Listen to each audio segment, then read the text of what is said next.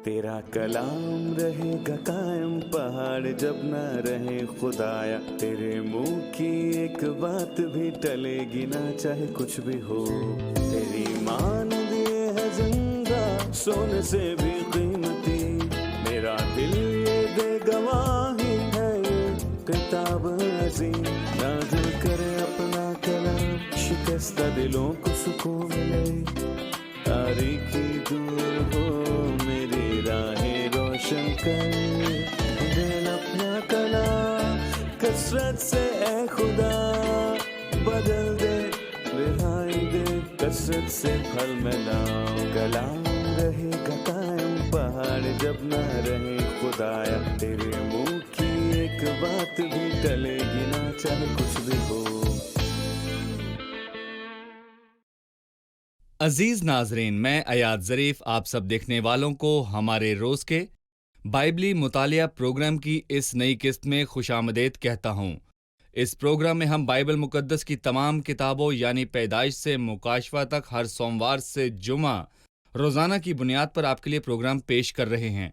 अपने मुताले में हम इस वक्त बाइबल मुकद्दस की दूसरी किताब यानी खरूज की किताब के 37वें, 38वें और 39वें बाब तक पहुंचे हैं, और मैं आपको बताता चलूं कि इसके बाद इस किताब की आखिरी किस्त होगी। मैं चाहूंगा कि आप अपनी बाइबल मुकद्दस साथ रखिए और हमारे साथ इस मुताले में शामिल हो जाइए, और अगर आपका कोई सवाल हो तो हमें ईमेल कीजिए, हम इसका जवाब ज़रूर देंगे। लेकिन प्रोग्राम के आगाज से पहले मैं स्टूडियो में मौजूद खुदा के खादिम भाई यूसुफ को खुशामदीद बहुत कहूंगा। शुक्रिया भाई। साथ ही दीगर मेहमानों को भी खुशामदीद।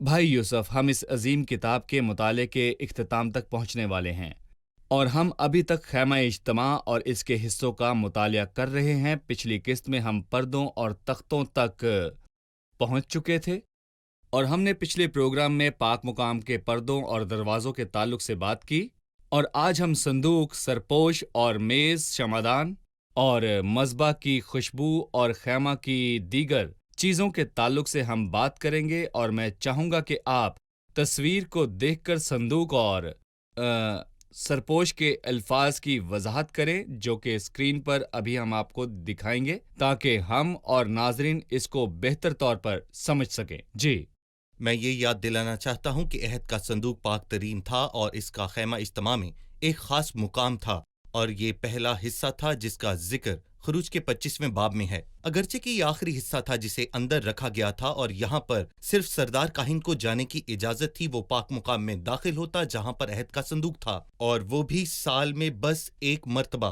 क्योंकि ये बहुत ही अहम चीज थी और इससे हमें बड़े भेद जाहिर होते हैं। और मैं यहाँ पर यह भी कहूँगा, इसमें कलाम नहीं कि दीनदारी का बड़ा भेद है, यानी वो जो जिस्म में जाहिर हुआ। इस संदूक को अहद का संदूक या शहादत का संदूक या खुदावंद का संदूक कहा जाता है, यानी ये सिर्फ मुतरादिफ अल्फाज ना थे, बल्कि इनमें से हर एक का एक शानदार मानी था। और यहाँ पर मैं अपने नाजरीन को ये भी बताना चाहूँगा कि अहद का संदूक दो चीज़ों से बनाया गया था जो कि दूसरों से मुख्तलिफ थीं।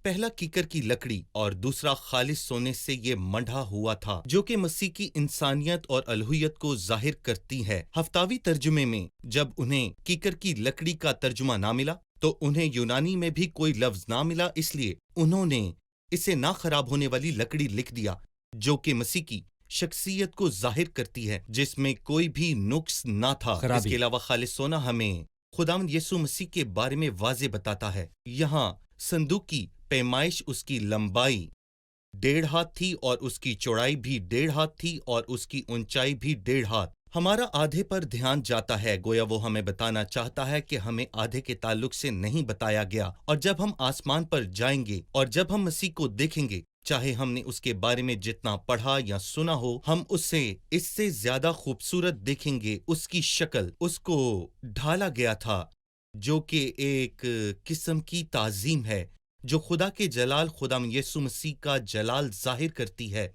और उसके सोने के 2 कड़े थे जिन्हें कोई हाथ लगा नहीं सकता था।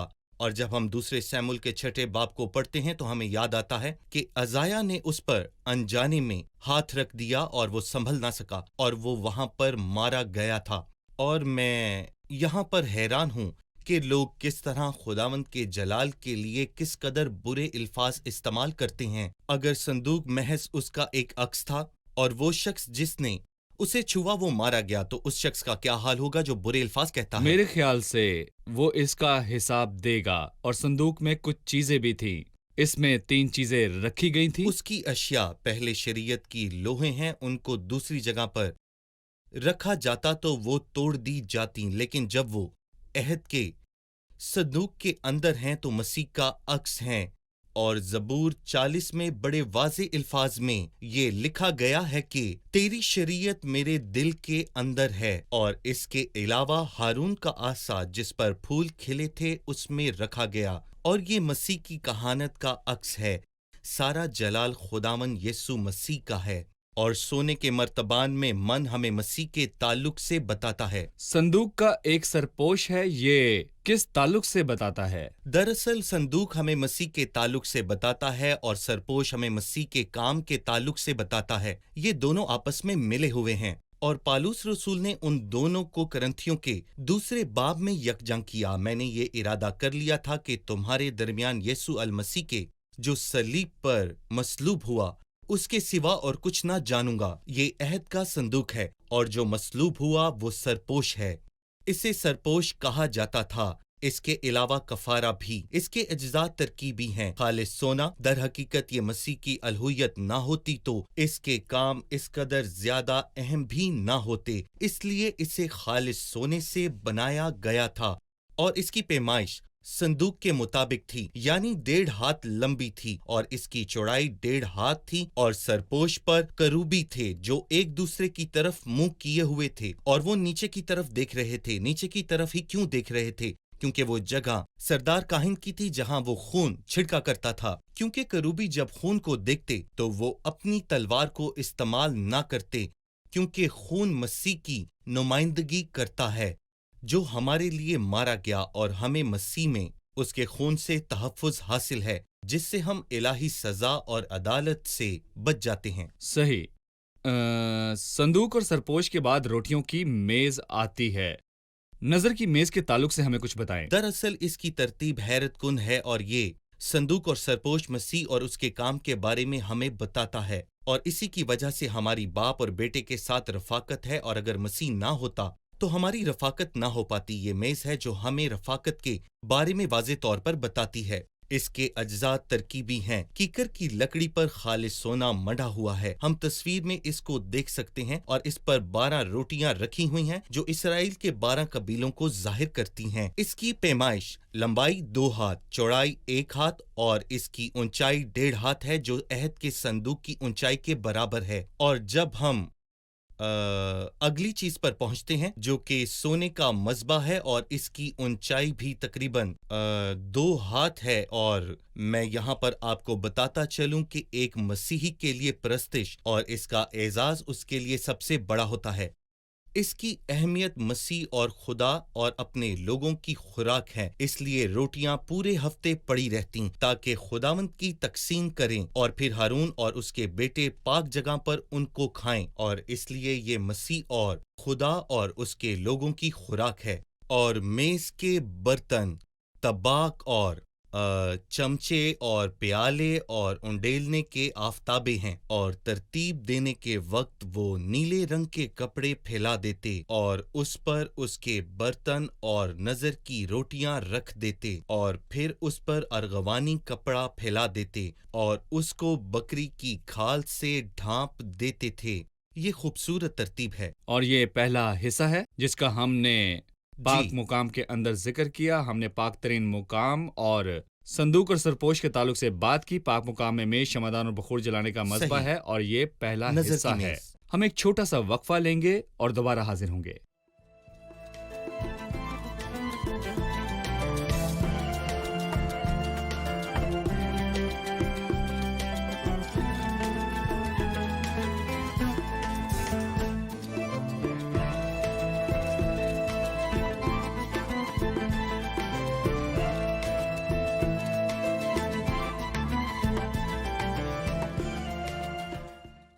سترویں آیت میں وہ شمعدان کو بنانے کے تعلق سے بات کرتا ہے۔ اس کے پیالوں، پایوں اور پھولوں اور دیگر تفصیلات کے تعلق سے کیا کہا گیا ہے؟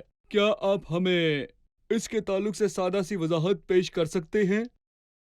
جی بھائی۔ آپ کے پاس اس کی تصویر ہے تو بتانے میں بہت ہی آسانی ہوگی۔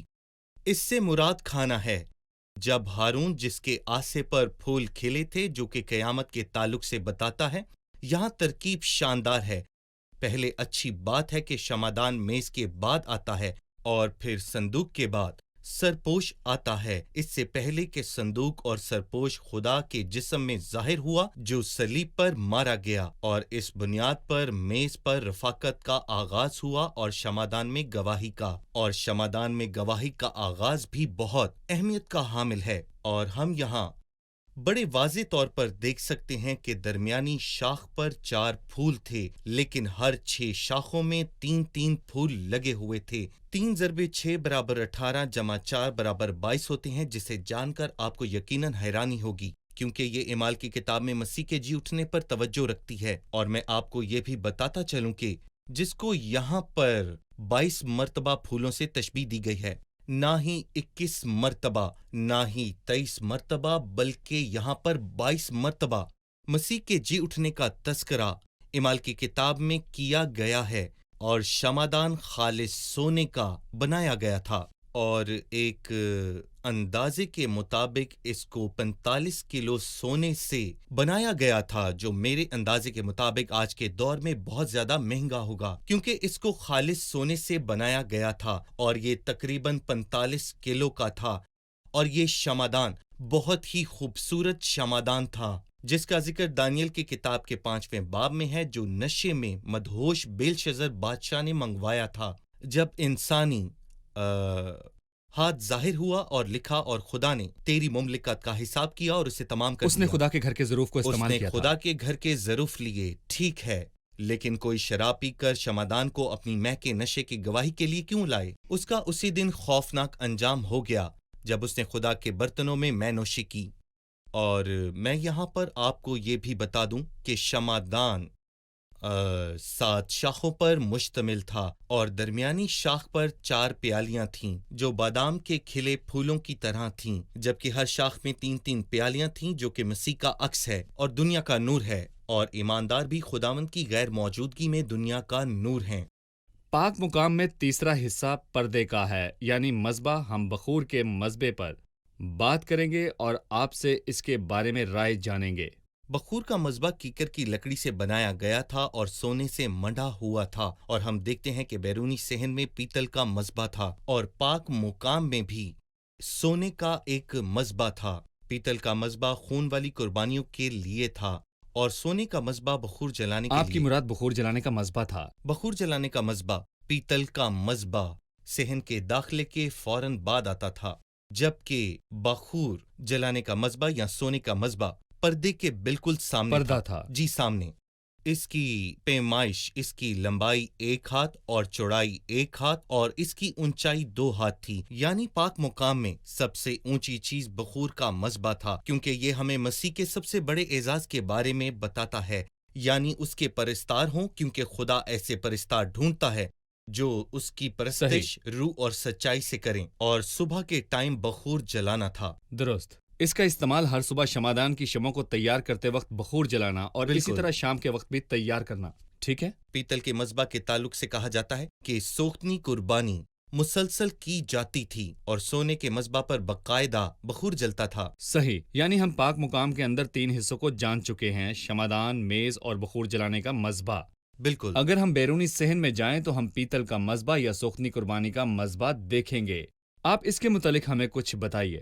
پہلی بات، یہ پہلا حصہ تھا تاکہ ان سے ملاقات ہو جو خیمہ اجتماع میں داخل ہوتے ہیں، اور یہ خیمہ اجتماع کا سب سے بڑا حصہ تھا۔ اس کی پیمائش 5 ہاتھ اور 5 ہاتھ تھی، اور اس کی اونچائی 3 ہاتھ تھی، جو کہ کیکر کی لکڑی سے بنا ہوا تھا اور پیتل سے منڈا گیا تھا، اور اس پر دن رات آگ نہیں بجھتی تھی۔ اور ہم اس تصویر میں دیکھ سکتے ہیں کہ پیتل کے مذبح کے درمیان ایک جالی ہے، اور میں آپ کو بتانا چاہتا ہوں کہ اس کی اونچائی 1.5 ہاتھ ہے۔ 1.5 ہاتھ۔ یقیناً اس میں لکڑیاں رکھی جاتی تھیں تاکہ اس پر آگ جلتی رہا کرے، یعنی آگ کی شدت اور حرارت اور اس سے پیدا ہوتی ہوئی تپش باہر سے نہیں آتی، کیونکہ یہ پیتل کے مذبح کے درمیان میں تھی، اور ہم پر یہ ظاہر ہوتا ہے کہ ہم آگ کی شدت کو نہیں دیکھتے، لیکن خدا نے اسے دیکھا جب اس نے کہا، عالم بالا سے میری ہڈیوں میں آگ بھیجی اور وہ ان پر غالب آئی اور میری سب ہڈیاں اکھڑ گئیں اور میرا دل موم کی مانند ہو گیا۔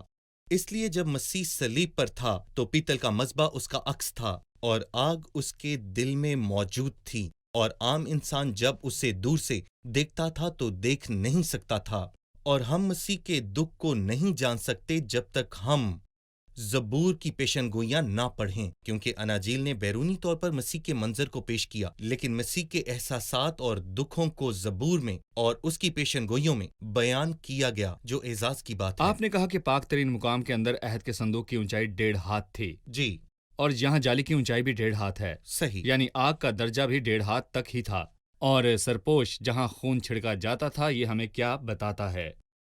یہ ہمیں بتاتا ہے کہ مسیح خدا ہے جو جسم میں ظاہر ہوا، اور اس نے خدا کے عدل کے تقاضوں کو پورا کیا، جبکہ اس نے خدا کے غضب کو ہماری خاطر برداشت کیا۔ یعنی پیتل کے مذبح کی درمیانی اونچائی بالکل ایک جیسی تھی، جو کہ صندوق کی اونچائی کے برابر تھی۔ درست۔ بیرونی صحن کا دوسرا حصہ پیتل کا حوض تھا، آپ ہمیں اس کے کردار کے تعلق سے وضاحت کیجیے۔ یہ اچھا ہے کہ پہلا حصہ پیتل کا مذبح تھا اور پھر صلیب ہے، لیکن اس کے بعد جب کوئی صلیب کے کام کو قبول کر لیتا ہے تو وہ بچ جاتا ہے۔ تو کیا یہ ممکن نہیں کہ وہ دوبارہ بھی گناہ کرے گا؟ اور اگر وہ دوبارہ گناہ کرتا ہے تو کیا اسے نئے سرے سے پیدا ہونا ضرور ہے، یا پھر مسیح اس کے لیے دوبارہ صلیبی موت مرے؟ در حقیقت ایسا نہیں ہو سکتا، کیونکہ حوض اس تمام گندگی کو جو ہم پر لگی ہوتی ہے صاف کر دیتا ہے، اور جب ہم بیابان میں چل پھر رہے ہوتے ہیں تو گندگی لگ جاتی ہے۔ ایسا ہی ہوتا ہے، اس لیے ہمیں خود کو دھونے کی ضرورت ہے۔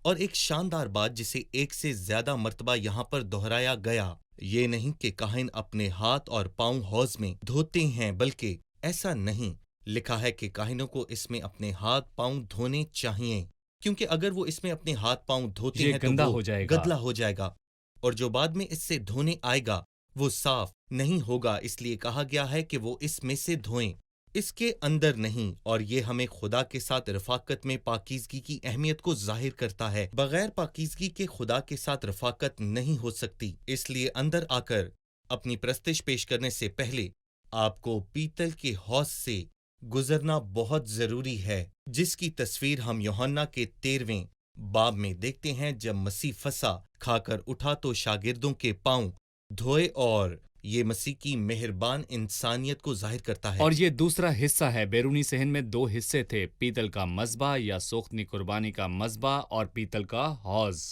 بالکل، لہذا آپ نے غور کیا کہ پیتل کے حوض کے لیے کوئی بھی پیمائش نہ تھی۔ ہم جانتے ہیں کہ کوئی بھی پیمائش یہاں پر نہیں دی گئی، کیونکہ جس پاکیزگی کا ہم سے تقاضا کیا جاتا ہے وہ لامحدود ہے، لیکن جیسا تمہارے بلانے والا پاک ہے تم بھی ویسے پاک بنو۔ اور یہ ہمیں خدا کے کلام کے بارے میں بتاتا ہے کہ میں نے تیری ہر چیز کی انتہا دیکھی ہے، لیکن تیرا حکم نہایت وسیع ہے۔ بھائی یوسف، اب میں چاہوں گا کہ بیرونی صحن یا پیتل کے مذبح اور حوض پر بات کرنے کے بعد آپ ہمیں کلام مقدس میں سے صحن یا صحن کے پردوں کے بنائے جانے کے تعلق سے کچھ بتائیے، جو کہ اس تصویر میں ابھی ہم آپ کو دکھائیں گے۔ جی۔ یہاں پہلی چیز جو ہم دیکھتے ہیں وہ باریک مہین کتان سے بنی ہوئی ہے، اور یہی بات مکاشفہ کے 19ویں باب میں آئی ہے کہ اسے چمکدار اور صاف مہین کتانی کپڑا پہنانے کی اجازت دی گئی ہے، کیونکہ مہین کتانی کپڑا راست بازی ہے، یعنی ہمارا یسوع المسیح راست باز ہے۔ اس نے اپنے ہم اسروں کی توجہ حاصل کی کہ وہ راست باز ہے۔ نئے عہد نامے میں 11 مرتبہ اس کا ذکر آیا ہے کہ وہ راست باز ہے، اور یہی بات توبہ کرنے والے ڈاکو اور صوبے دار نے دیکھی۔ پلاطس اور اس کی بیوی نے اس کی راست بازی کی گواہی دی، اور یہی بات خیمہ کے باہر سے اندر کی طرف توجہ دلاتی ہے۔ اور اس کے علاوہ ہم اس کی لمبائی کو دیکھتے ہیں جو شمال اور جنوب سے 100 ہے، 200 اور مغرب میں 50 اور مشرق میں 15 اور 15، یعنی اس کی کل لمبائی 280 ہاتھ تھی، جو ہمیں پردوں کی لمبائی یاد 280 دلاتی ہے۔ ہاتھ۔ مطلب 280 ہاتھ، یہ ہمیں پردوں کی لمبائی بھی یاد دلاتا ہے، جو کہ 28 ضرب 10، یعنی یہ لمبائی بھی 280 ہاتھ تھی۔ اور یہ بات ظاہر کرتی ہے اور ہمیں یاد دلاتی ہے کہ کس طرح مسیح اندر اور باہر سے ایک جیسا تھا۔ اس میں اندر اور باہر کوئی فرق نہ تھا۔ شکریہ بھائی، ہم ایک چھوٹا سا وقفہ لیں گے اور پھر دوبارہ حاضر ہوں گے۔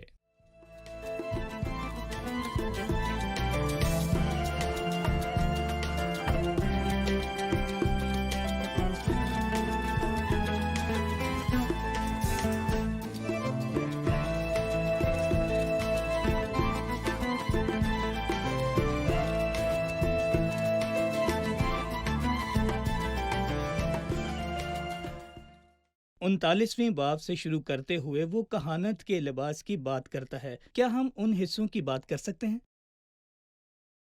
جی بھائی۔ جی، یہ شاندار بات ہے کہ خیمہ اجتماع کے 7 حصے تھے، اور پھر صندوق اور سرپوش، اور باہر بخور کا مذبح، اور پھر میز اور شمعدان، اور باہر پیتل کا مذبح اور پیتل کا حوض۔ 7 حصے خیمہ اجتماع کے لیے، اور بالکل اسی طرح 7 حصے کہانت کے لباس ہم کے ایک لیے۔ تصویر دیکھیں گے اور پھر ٹھیک میں ہے، آپ سے اس کی وضاحت چاہوں گا۔ بالکل۔ جی بھائی۔ یہاں 7 حصے ہیں، اور سر پر امامہ ہے، اور امامے کے اوپر سونے کا پتھر ہے، اور پھر سینہ بند جس پر 12 پتھر جڑے تھے، اور پھر افود اور نیلے رنگ کے فیتے جو سردار کاہن کو خدمت کے لیے تیار کر دیتے ہیں۔ آپ یہاں پر سردار کاہن کے لباس کو باغور دیکھ سکتے ہیں، اور اس کا کمربند بھی آپ دیکھ سکتے ہیں، اور افود کا جبہ نیلے رنگ کا تھا جو ہمیں آسمانی رنگ کے تعلق سے بتاتا ہے، کیونکہ ہمارے سردار کاہن کی خدمت بھی آسمانی مقاموں میں آسمانی خدمت ہے۔ اور اس کے بعد نیچے پہننے والا کرتا آتا ہے جسے ہم آخری حصے میں دیکھیں گے، اور اسی طرح 7 حصے ہیں جو کہانت کے لباس میں شامل تھے، اور یہ 7 حصے خیمہ اجتماع میں استعمال ہونے والے سارے سامان کی نمائندگی کرتے ہیں جن کا ذکر ابھی ہم نے کیا ہے۔ میں چاہوں گا آپ کسی ایک چیز کا انتخاب کر کے اس پر بات کریں، اور مسیح کی کہانت کی خدمت کے تعلق سے بھی۔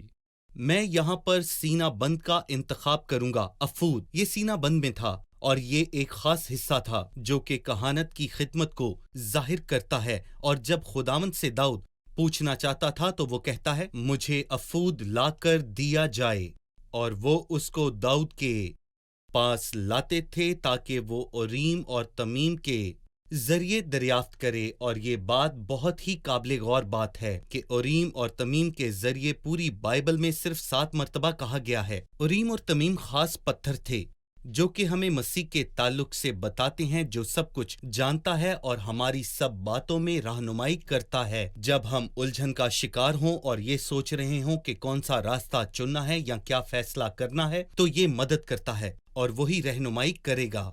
اس لیے بھائی اس جبے میں 2 چیزیں ہیں، کندھوں کے حصوں پر سلیمانی پتھر اسرائیل کے بیٹوں کے ناموں کے ساتھ، اور جی، سردار کاہن کے سینے پر سینہ بند جس پر اسرائیل کے بیٹوں کے نام تھے۔ لہٰذا میں چاہوں گا کہ آپ بتائیے کہ کندھا اور سینہ ہمیں کیا بتاتا ہے؟ کندھے ہمیں قوت کے بارے میں بتاتے ہیں، اور سینہ ہمیں محبت کے بارے میں بتاتا ہے۔ کیا ہمارے پاس سردار کاہن کی قوت اور محبت ہے؟ کیا ہمارے پاس باپ کی محبت یا ماں کی محبت ہے؟ دراصل خدا کو ہمارے لیے باپ اور ماں کے طور پر پیش کیا گیا، جس کے پاس قوت ہے، نصیحت ہے اور مشورہ بھی، اور ماں کی طرح بھی۔ جس طرح ماں اپنے بیٹے کو دلاسا دیتی ہے، اسی طرح میں تمہیں دلاسا دوں گا۔ یہ بہت ہی شاندار بات ہے کہ کندھوں کے حصوں پر دونوں پتھر تھے، اور سینے پر 12 پتھروں کے اوپر سب کے نام لکھے ہوئے تھے۔ وہ نام صرف لکھے ہوئے نہ تھے، اس لیے یہ ناممکن تھا کہ ان ناموں کو مٹایا جا سکے۔ یہ ناممکن تھا۔ یسایہ کے 49ویں باب میں خداوند کہتا ہے کہ دیکھ میں نے تیری صورت اپنی ہتھیلی پر کھود رکھی ہے، اور تیری شہر پناہ ہمیشہ میرے سامنے ہے۔ یہ بات ظاہر کرتی ہے کہ ہم کس قدر قیمتی ہیں، اس لیے یہ بات ممکن نہیں ہے، ایسا نہیں ہوتا کہ وہ ہمیں ترک کر دے، کیونکہ اس نے ہمارے لیے اپنا سینہ دیا ہے اور کندھوں پر نام کھدوا رکھے ہیں۔ یہ نیلا حصہ افود کا جبہ ہے اور اس پر گھنٹیاں اور انار بنے ہیں۔ جی، لہٰذا آپ ہمیں افود کے جبے پر گھنٹی اور انار کے تعلق سے بتائیے۔ یہ بہت اچھی بات ہے کہ اس پر گھنٹی اور انار ہے، اور گھنٹی سے پہلے انار آتا ہے۔ یہ ترتیب بہت ہی اچھی ترتیب ہے، کیونکہ گواہی سے پہلے پھل آتا ہے، اور اگر آپ پھل نہ کھائیں تو گواہی کی کیا حیثیت ہوگی؟ اور پھر وہ کہتا ہے کہ ہر گھنٹی کے بعد انار آتا ہے، اور ہر گھنٹی کے بعد انار ہے۔ اس لیے میں بتانا چاہوں گا کہ گھنٹیوں کی تعداد انار کی تعداد کے بالکل برابر ہے، اور اس کا مطلب یہ ہے کہ ہمیں اپنے عمل سے زیادہ بات نہیں کرنی چاہیے، بلکہ اپنے پھل کے مطابق ہی مسیح کی گواہی دینی چاہیے۔ اس کے علاوہ سردار کاہن جو کہ مسیح ہے، جب وہ پاک مقام میں داخل ہوا تو اس نے گھنٹیوں کی آواز سنی، اور جب وہ پاک مقام سے باہر نکل کر جاتا ہے تب بھی وہ گھنٹیوں کی آواز سنے گا۔ ہم یہ اعمال کے دوسرے باب میں دیکھتے ہیں اور ایوب کے دوسرے باب میں۔ اعمال کے دوسرے باب میں جب وہ پاک مقام میں داخل ہوا تو اس نے روح القدس کی آواز سنی، صحیح۔ اور جب وہ یوئیل کے دوسرے باب میں پاک مقام سے نکلے گا، اور اس کے بعد میں ہر فرد بشر پر اپنی روح نازل کروں گا، اور تمہارے بیٹے اور بیٹیاں نبوت کریں گی، اور تمہارے بوڑھے خواب دیکھیں گے، اور تمہارے جوان رویا دیکھیں گے۔ مطلب روح القدس کی آواز ایک بار تب سنی گی جب وہ پاک مقام میں داخل ہوا، اور ایک بار تب سنی جائے گی جب وہ پاک مقام سے نکلے گا۔ شکریہ بھائی، ہم پروگرام کے اختتام پر پہنچ چکے ہیں۔ اب ہم مہمانوں سے آج کے ضرور۔ پروگرام کی رائے جانیں جی۔ گے۔ آج کے پروگرام سے آپ نے کیا سیکھا؟ خروج 37 باب میں وہ صندوق کے بارے میں بات کرتا ہے جو کہ مسیح کا عکس ہے، اور سرپوش جو کہ صلیب پر مسیح کے کام کو ظاہر کرتا ہے، اور ہم یہ بھی جانتے ہیں کہ صندوق کیکر کی لکڑی سے بنایا گیا جو مسیح کی انسانیت کو ظاہر کرتا ہے، جو خالص سونے سے منڈھا گیا، جو مسیح کی الوہیت کا عکس ہے۔ ہم جانتے ہیں کہ کیکر کی لکڑی خراب نہیں ہوتی تھی، جو مسیح کی فطرت کی تصویر ہے یہ خراب نہیں ہوتی۔ صحیح۔ ہم جانتے ہیں کہ کاہن حوض میں سے دھوتے تھے تاکہ اس کو ناپاک نہ کریں، اور اس کی کوئی پیمائش نہ تھی جو کہ خدا کی لامحدود پاکیزگی کا ثبوت ہے۔ آپ اس کے بارے میں کچھ بتائیے۔ صحیح، شکریہ۔ خدا آپ کو برکت دے۔ بھائی آپ کا بھی شکریہ۔ خدا برکت دے۔ عزیز ناظرین، خیمہ اجتماع کے تمام حصوں پر بات کرنے کے بعد ہم نے بات کا اختتام صحن کے پردوں پر کیا، اور ہم جانتے ہیں کہ یہ سفید تھے جو کہ مہین کتان سے بنے تھے۔ ہم جانتے ہیں کہ یہ مسیح کی راست بازی اور کامل انسان ہونے کو ظاہر کرتے ہیں۔ مسیح جو بے گناہ تھا، بائبل میں بے شمار گواہیاں ہیں کہ مسیح گناہ کے بغیر تھا، وہ گناہ سے واقف نہ تھا اور اس میں گناہ نہ تھا، اور یہ گواہیاں دشمن کی طرف سے آئیں کہ اس میں گناہ نہیں تھا۔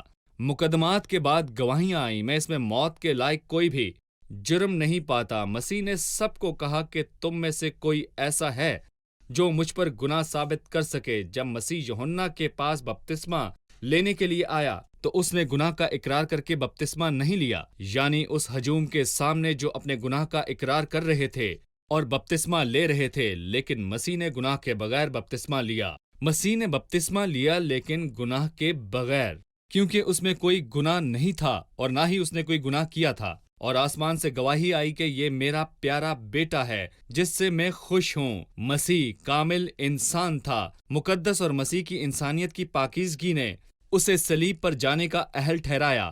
ایک کامل کفارہ، کامل قربانی، مسیح جو گناہ کے بغیر تھا۔ ہم خداوند یسوع مسیح کی انسانیت پر فخر کرتے ہیں جو بغیر گناہ کے تھا۔ ہم اس کی خوشبودار زندگی پر فخر کرتے ہیں۔ اس نے اپنی زندگی میں کوئی بھی غلط کام نہ کیا، اور نہ اس نے اپنی زندگی میں کوئی برے الفاظ کہے۔ اس کے اس منفرد کردار میں کاملیت کا ظہور ہوا۔ میں اس قسط میں آپ سے یہ کہنا چاہتا ہوں کہ مسیح کی تعریف کریں اور اسے نجات دہندہ قبول کریں اور اپنی زندگی کا خداوند اور مالک بنا لیں۔ وہ آپ کو برکت دے گا۔ اگلے پروگرام میں آپ سے پھر ملاقات ہوگی۔ خدا آپ سب کو برکت دے۔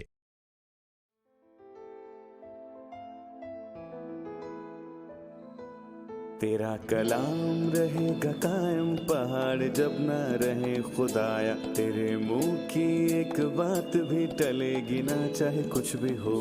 تیری مان دیے ہے زندہ، سونے سے بھی قیمتی، میرا دل یہ دے گواہی ہے، یہ کتاب عظیم نازل کرے اپنا کلام، شکستہ دلوں کو سکون ملے، تاریکی دور ہو میری راہیں روشن کر، دل اپنا کلام کثرت سے اے خدا بدل دے، رہائی دے کثرت سے پھل ملاؤ۔ کلام رہے گا قائم، پہاڑ جب نہ رہے خدایا، تیرے منہ کی ایک بات بھی ٹلے گی نہ، چاہے کچھ بھی ہو۔